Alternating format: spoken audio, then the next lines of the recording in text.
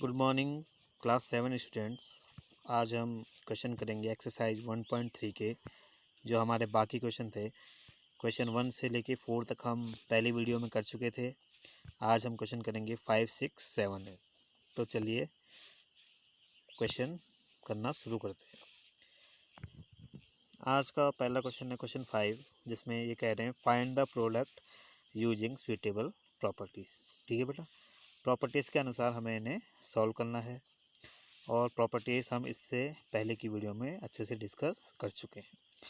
देख लीजिए बेटा, पहला क्वेश्चन है आपका ए पार्ट जो है वो है 26 इंटू -48 प्लस -48 इंटू -36। ठीक है, अब आप इसमें एक चीज़ देखिए बेटा, -48 यहाँ भी कॉमन है इस वाले स्टेप में, ठीक है, और -48 इस वाले स्टेप में भी कॉमन है, दोनों में कॉमन है। तो हम क्या करेंगे, -48 को पहले लिख लेंगे। ठीक है, जैसे इसमें पहले वाले स्टेप में ये पीछे है तो हम इसे आगे लिख लेंगे, तो हमने इसको आगे लिख दिया -48 इंटू 26। ठीक है, इनका क्रम चेंज कर दिया, ए इंटू बी था तो हमने इसे बी इंटू ए लिख दिया अगले स्टेप में। ठीक है, पीछे वाला आगे लिख दिया और आगे वाला पीछे लिख दिया। ठीक है, दूसरे वाले को चेंज करने की जरूरत नहीं है क्योंकि इसमें 48 पहले ही स्थान पे है। ठीक है, -48 इंटू -36, इसमें कोई चेंज नहीं किया, केवल इसमें चेंज किया। ठीक है, पीछे वाले को आगे लिख दिया, आगे वाले को पीछे लिख दिया। ठीक है बेटा, अब हमने क्या कर दिया, देखो -48 यहाँ भी है, -48 यहाँ भी है, हमने इसे मान लिया ए। ठीक है, यहाँ भी ए मान लिया, यहाँ भी ए मान लिया। ठीक है, 26 को हमने मान लिया बी और -36 को हमने मान लिया सी। ठीक है बेटा, तो अब ये कुछ इस तरीके से बन जाएगा, ये देखिए ए इंटू बी। ठीक है, तो ये बन गया ए इंटू बी, फिर प्लस का साइन बीच में, प्लस का साइन लगा दिया, ये बन गया ए इंटू सी, ए इंटू सी। ठीक है, और ये आपकी प्रॉपर्टी होती है कौन सी, डिस्ट्रीब्यूटिव। जब ऐसा होता है ए into B plus A into C, तो हमारा इक्वल टू में बन जाता है ए इंटू ब्रैकेट बी प्लस सी, जो आपकी कहलाती है डिस्ट्रीब्यूटिव प्रॉपर्टी। ठीक है, इसको हम पहली वीडियो में अच्छे से समझ चुके हैं। तो अब देख लीजिए आगे सॉल्व करेंगे इसे। तो देख लीजिए ए की जगह क्या था हमारा -48, बी की जगह क्या था 26, फिर सी की जगह क्या था -36 और ए की जगह -48। ठीक है, तो इस प्रॉपर्टी के हिसाब से करेंगे ए इंटू ब्रैकेट बी प्लस सी। तो ए क्या था हमारा इसमें -48 था। ठीक है, इंटू कर दिया, बी हमने क्या ले लिया था यहाँ पे 26, तो 26 यहाँ लिख दिया, फिर प्लस वाला साइन बीच में लगाया। ठीक है, ये फॉर्मूले का प्लस वाला प्लस है। ठीक है, फिर सी देखिए हमारा क्या था -36, तो हमने -36 इसमें लिख दिया। अब देख लीजिए बेटा क्या होगा, -48 तो ऐसे ही रह जाएगा, इंटू अब पहले ब्रैकेट वाला सॉल्व करेंगे 26 का, तो 26 प्लस माइनस मल्टीप्लाई में होंगे, माइनस आ जाएगा। ठीक है, 36 का 36 आ जाएगा। ठीक है बेटा, अब ये बना 26 -36, तो देख लीजिए एक प्लस का है एक माइनस का है, प्लस माइनस क्या होता है, माइनस होता है। 36 में 26 गया 10 आया, और 36 बड़ा है।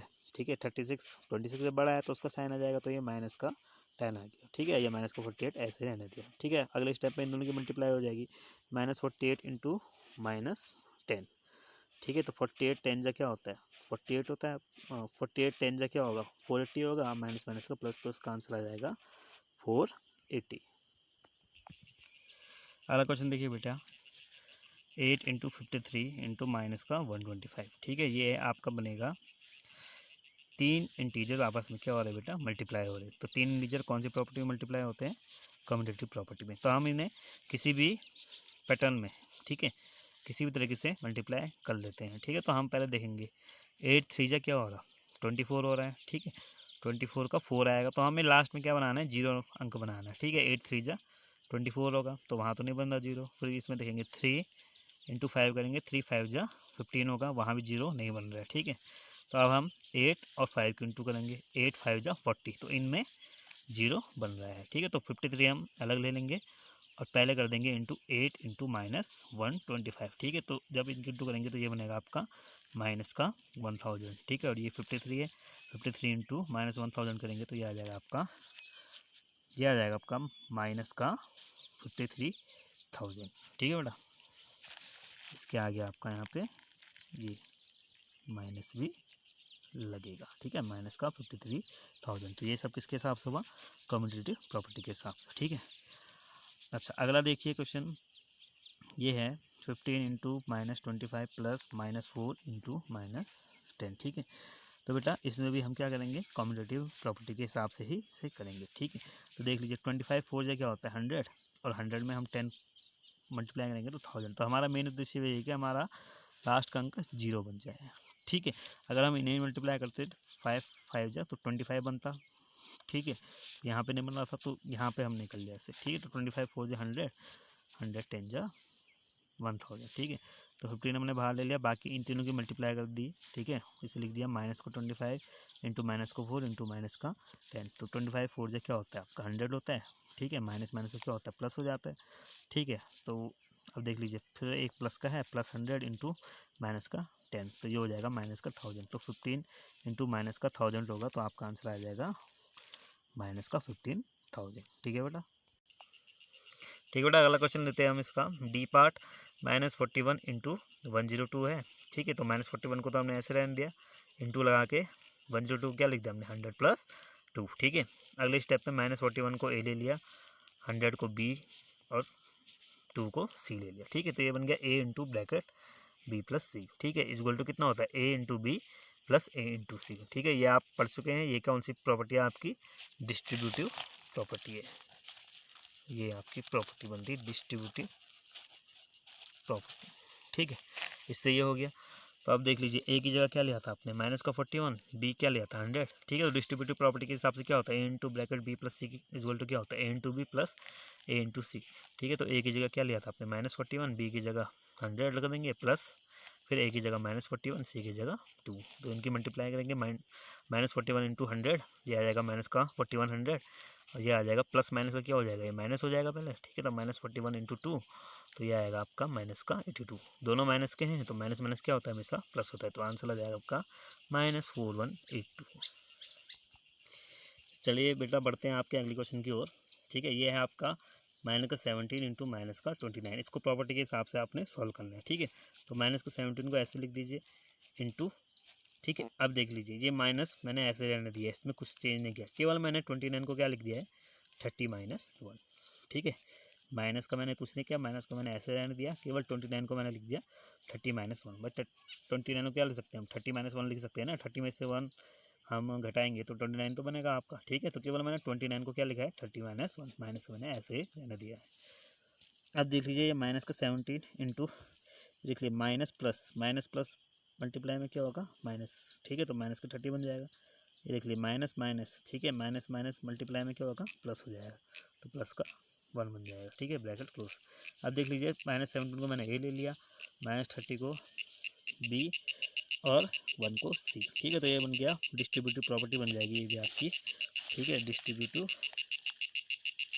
प्रॉपर्टी, ठीक है। तो उसके हिसाब से क्या हो जाएगा ये A into bracket B plus C equal to बन जाएगा आपका A into B plus A into C. तो ए की जगह -17 इंटू -30 रख देंगे जो हमने बी लिया था, ठीक है। बी क्या लिया था आपने -30 को लिया था, तो -17 इंटू -13 हो जाएगा, प्लस हो जाएगा ये -17 इंटू 1, ठीक है। ए कितना था यहाँ पे -17, सी कितना था 1 था, ठीक है। तो केवल आपको इस फॉर्मूले में रखना है। तो इन दोनों की इंटू करेंगे 17 इंटू 30 510 हो जाएगा, माइनस माइनस का प्लस हो जाएगा, ठीक है। और ये हो जाएगा 17 इंटू 1 17 हो जाएगा, माइनस प्लस का माइनस हो जाएगा, ठीक है। तो एक प्लस का एक माइनस का, तो मतलब क्या होगा आपका माइनस होगा। तो 510 में 17 गया 493, और साइन इसका बड़ा है 510 का, तो यहाँ पे प्लस का 493 आपका आंसर होगा, ठीक है बेटा। ये 3 क्वेश्चन आपको होमवर्क से करने ई एफ और एच। तो ये देख लीजिए ऐसा क्वेश्चन हम कर चुके हैं, देख लीजिए ये आपका बन गया 625 यहाँ भी है यहाँ भी है, ठीक है बेटा। 625 यहाँ भी है यहाँ भी है, ठीक है। ये माइनस का 625 है, ठीक है। तो ये बन गया ए into B plus A into सी, ठीक है। देखो ए हमने क्या ले लिया माइनस का 625 ले लिया हमने, ठीक है। और इसको बी मान लिया माइनस के 35 को, और 65 को सी मान लिया, ठीक है। तो फिर ये वाली प्रॉपर्टी बन गई ना आपकी राइट हैंड साइड वाली, ए into B plus A into सी बन गया ये, ठीक है। इसके बराबर में क्या है ए इंटू ब्रैकेट बी प्लस सी। तो आपने इस फॉर्मूले के उस पर उसको खोलना है। ए की जगह क्या रखेंगे आप माइनस का 625 इंटू बी की जगह क्या रखेंगे आप माइनस का 35, और सी की जगह रखेंगे बेटा आप 65, ठीक है बेटा। तो फिर आपको सॉल्व करना है। इसको देख लीजिए एफ वाले को 7 इंटू 50 - 2 है, तो ये तो सेम आपकी ये प्रॉपर्टी बन गई जो दूसरी प्रॉपर्टी थी डिस्ट्रीब्यूटिव की, ए इंटू बी माइनस सी की प्रॉपर्टी थी, वो क्या बनती थी आपकी, वो बनती थी आपकी ए इंटू बी माइनस ए इंटू सी। तो इस वाले प्रॉपर्टी के से आपने इसको खोल देना, ठीक है। LHS आपको दे रखा है, इसको राइट हैंड के हिसाब से आपने खोल देना है। ए को आपने क्या माना 7, बी को आप मानेंगे यहाँ पे 50 और सी को मानेंगे आप 2, ठीक है बेटा। देख लीजिए ये वाला है एच वाला, इसको कैसे करेंगे, -57 यहाँ भी है और यहाँ पे आपका प्लस का 57, ठीक है। तो ये देख लीजिए इसमें 3 ही है, तो इसको कैसे बनाएंगे आप डिस्ट्रीब्यूटिव प्रॉपर्टी। तो आप इसे क्या लिख देंगे, 57 को आप लिख सकते हैं यहाँ पे क्या 1, ठीक है। अच्छा 1 आपने लिख दिया, ठीक। और आपको देख लीजिए ए तो ये ले सकते हैं आप -57, पर ये क्या बन रहा है यहाँ पे 57 ही बन रहा है, ठीक है। तो आप इसको ऐसे लिख सकते हैं -57 इंटू -19, ठीक है। यहाँ पे इसको माइनस ले लीजिए कॉमन, ठीक है, माइनस कॉमन ले लीजिए बाहर, तो अंदर कितना बचेगा -57 तो बचेगा, ठीक है, -57। तो माइनस माइनस ये प्लस बन जाएगा, ठीक है।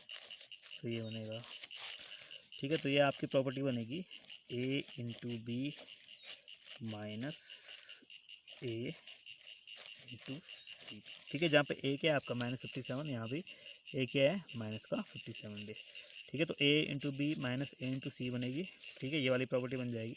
इसके LHS में क्या है ए इंटू बी माइनस सी, तो आपने इसके अनुसार इसको सॉल्व कर देना है। चलिए बेटा अगले क्वेश्चन की ओर बढ़ते हैं, जो एक प्रॉब्लम क्वेश्चन है आपका।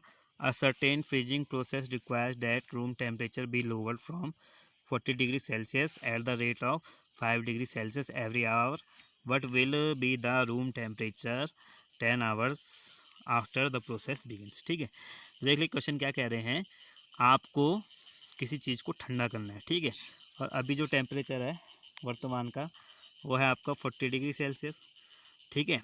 और जिस चीज़ में आप इसे ठंडा कर रहे हैं उसकी कैपेसिटी क्या है कि वो 1 घंटे में 5 डिग्री सेल्सियस टेम्परेचर कम करती है। तो आपको बताना है कि 10 घंटे बाद ये वाला टेम्परेचर कितना हो जाएगा, ठीक है। 10 घंटे बाद ये अभी जो टेम्परेचर है 4 डिग्री सेल्सियस, 10 घंटे बाद जब हम टेम्परेचर देखेंगे तो वो कितना हो जाएगा, ठीक है। तो देख लीजिए बेटा इसमें कैसे करेंगे। रूम टेम्परेचर आपको गिवन दे रखा जो अभी वर्तमान का है 40 डिग्री सेल्सियस, ठीक है। अब decrease in rate temperature every hour, मतलब प्रति घंटे टेम्परेचर कितना घट रहा है 5 डिग्री सेल्सियस, मतलब 1 घंटे में टेम्परेचर कितना घट रहा है 5 डिग्री सेल्सियस, ठीक है। तो हमने कितने घंटे का बताना है 10 घंटे का, तो हम लिखेंगे decrease in rate of temperature after 10 hour. तो इसे लिख देंगे हम 10 इंटू 1 आवर। भाई 10 में 1 की गुणा करोगे तभी तो आपका 10 ही आएगा, तो 10 इंटू 1 आवर। तो 10 इंटू 1 आवर में कितना घट रहा था 5 डिग्री सेल्सियस, तो यहाँ पे लिख देंगे 1 आवर की जगह क्या लिख देंगे यहाँ पे 5 डिग्री सेल्सियस। तो 10 इंटू 5 डिग्री सेल्सियस कितना होगा 50 डिग्री सेल्सियस, मतलब 10 घंटे में कितना टेम्परेचर घटेगा 50 डिग्री सेल्सियस। तो ये तो अभी घटने वाला हमने निकाला कि इतना घटेगा, अभी हमें वास्तविक टेम्परेचर निकालना है कि 10 घंटे बाद टेम्परेचर कितना हो जाएगा। तो ये लिखेंगे नाउ प्रेजेंट रूम टेम्परेचर कितना हो जाएगा, ठीक है। जो रूम टेम्परेचर ऊपर दिया था हमने, ठीक है, उसमें से माइनस कर देंगे डिक्रीज वाला जो 10 घंटे में डिक्रीज हो रहा था, ठीक है। तो 40 डिग्री सेल्सियस में से ये डिक्रीज वाला हम माइनस कर देंगे, ठीक है। तो 40 degree Celsius minus 50 degree Celsius, एक प्लस का एक माइनस का है, माइनस प्लस क्या होता है माइनस, 50 में से 40 गया आपका आ गया 10, और ये बड़ा है 40 या 50 में से ये बड़ा है तो इसका साइन आ जाएगा, ठीक है। तो हम लिख देंगे कि टेम्परेचर अब कितना हो जाएगा, अब पहले 40 था, 10 घंटे बाद टेम्परेचर अब -10 डिग्री सेल्सियस हो जाएगा। देखिए बेटा अगला क्वेश्चन देखते हैं। In a class test containing 10 question, ठीक है। एक क्लास टेस्ट होता है बच्चों का जिसमें 10 प्रश्न उन्हें दिए गए हैं, ठीक है। अब देख लीजिए मोहन क्या करता है, मोहन ये टेस्ट दे रहा है, ठीक है बेटा। तो देखो टेस्ट का रूल क्या है कि अगर आप एक सही उत्तर देंगे तो आपको 5 नंबर मिलेंगे, एक गलत उत्तर देंगे तो आपके 2 अंक काट लिए जाएंगे, ठीक है, मतलब माइनस कर दिए जाएंगे। तो इसीलिए -2 लिखा है, काटने के लिए -2 लिखा है इन्होंने, ठीक है, घटेंगे आपके अंक, ठीक है, इसलिए यहाँ पे -2 लिखा है। और अगर आप प्रश्न नहीं करते, ठीक है, आप छोड़ देते हैं किसी प्रश्न को, तो आपको कुछ भी नुकसान नहीं होगा, आपको फिर 0 अंक दिए जाएंगे, ठीक है। तो सही उत्तर के लिए 5 नंबर दिए जाएंगे, गलत नंबर के लिए गलत आंसर के लिए आपके 2 अंक काटे जाएंगे, ठीक है। और अगर आप उत्तर नहीं देते हैं तो 0 अंक आपको मिलेगा, ठीक है। तो आपको बताना है कि मोहन ने अगर 4 सही उत्तर दिए, ठीक है, 6 गलत उत्तर दिए तो उसके कुल कितने अंक आएंगे। ठीक है, तो देख लीजिए 4 करेक्ट के लिए आप लिख सकते हैं 4 × 1 करेक्ट। ठीक है, 4 × 1, अब भाई 4 × 1 करोगे तो 4 ही तो बनेगा। ठीक है, तो 4 × 1 करेक्ट लिख सकते हैं। तो इसे अब 1 करेक्ट आंसर में कितने नंबर मिलते हैं, 5 नंबर। तो 1 करेक्ट की जगह आप अगले स्टेप में 5 लिख देंगे। 4 × 5 तो ये कितने नंबर हो जाएंगे करेक्ट आंसर के से 20 नंबर मिल जाएंगे। ठीक है, और उसके साथ ये 6 गलत उत्तर दे रहे हैं। ठीक है, तो 6 इनकरेक्ट इक्वल टू आप लिख देंगे 6 × 1 रॉन्ग। ठीक है, 6 × 1 बाई 6 ही तो बनेगा। और एक गलत अंक के कितने, एक गलत प्रश्न के कितने अंक कट रहे थे, 2 माइनस के 2। ठीक है, ये देख लीजिए यहाँ पे माइनस का 2, तो 6 × -2 करेंगे इंटू, तो ये आएगा -12। ठीक है, तो अब देखेंगे इसके कुल कितने अंक बनेंगे मोहन के। ठीक है, टोटल स्कोर कितना होगा, करेक्ट प्लस इनकरेक्ट, जितने इसके करेक्ट आए उसमें हम जोड़ देंगे जितने उसके गलत हुए। ठीक है, तो 20 प्लस 20 तो इसके नंबर करेक्ट वाले आ रहे थे, 20 प्लस और इनकरेक्ट वाले कितने आ रहे थे, -12। इन दोनों को सॉल्व करेंगे, प्लस माइनस का क्या होगा माइनस, 20 - 12 कितना आ जाता है आपका आंसर 8। तो इसके कुल 8 अंक बनेंगे। ठीक है, अब देख लीजिए होमवर्क में आपको 2 क्वेश्चन करने हैं इसी बेस पे। ठीक है, जो ऊपर क्वेश्चन दे रखा है उसी बेस पे। अब रेशमा नाम की कोई लड़की है, वो 5 सही उत्तर देती है और 5 गलत उत्तर देते हैं, तो आपको उसका कुल अंक बताने हैं। ठीक है, हीना नाम की कोई लड़की है जो 2 सही उत्तर देती है और 5 गलत उत्तर देते हैं, तो आपको उसको भी अंक बताने हैं।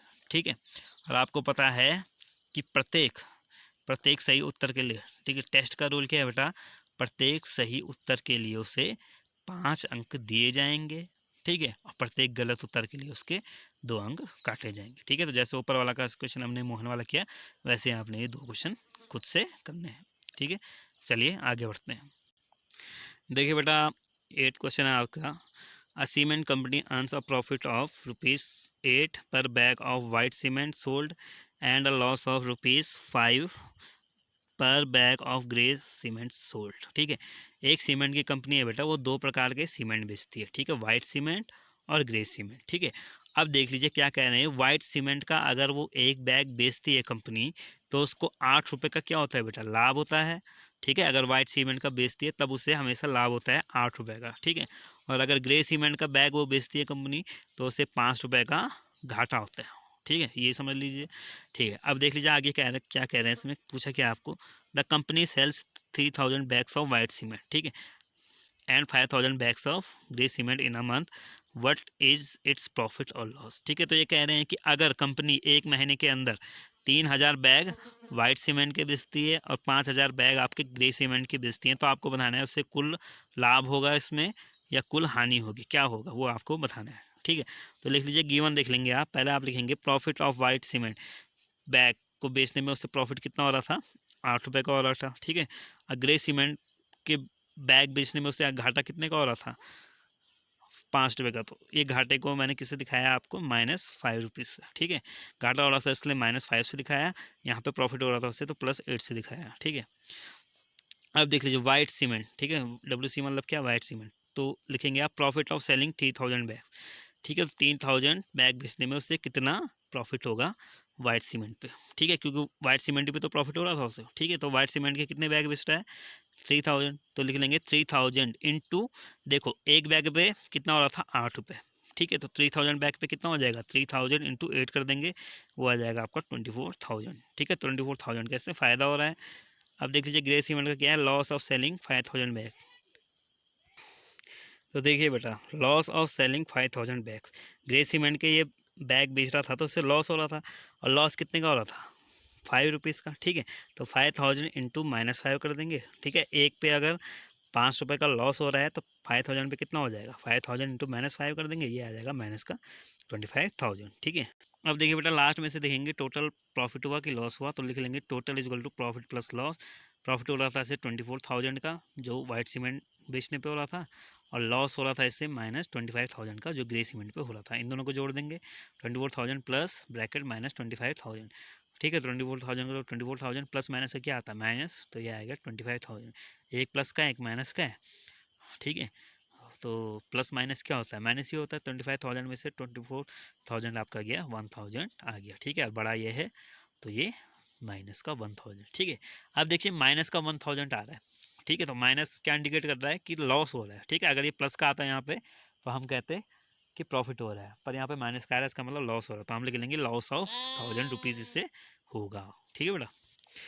देखिए इसका बी पार्ट क्या है, what is the number of white cement bags it must sell to have neither profit और nor loss if the number of grey bag sold is 64 bags. ठीक है, अब देख लीजिए बी पार्ट में क्या कह रहे हैं, अगर कंपनी सीमेंट बेचती है, ठीक है, अब क्या कह रहे हैं कि ग्रे बैग कितने बेचती है ये, ठीक है, ग्रे बैग मतलब ग्रे सीमेंट के बैग बेचती है ये 6400, ठीक है, और आपको बताना है कि वाइट सीमेंट के बैग ये कितने बेचेगी अगर इसे इस डील में, ठीक है, या इस सौदे में ना ही नुकसान हो और ना ही इसको लाभ हो, ठीक है, ना ही नुकसान हो और ना ही लाभ हो, ग्रे सीमेंट के अगर ये बैग बेचे 6400, तो आपको बताना है कि वाइट सीमेंट के बैग ये कितने बेचेगी, ये आपका प्रश्न है। ठीक है, वाइट सीमेंट के कितने बैग बेचेगी ये आपको बताना है। ठीक है, तो पहले लिख लीजिए number of grey cement bag sold, कि ग्रे सीमेंट के इसने कितने बैग बेचे हैं,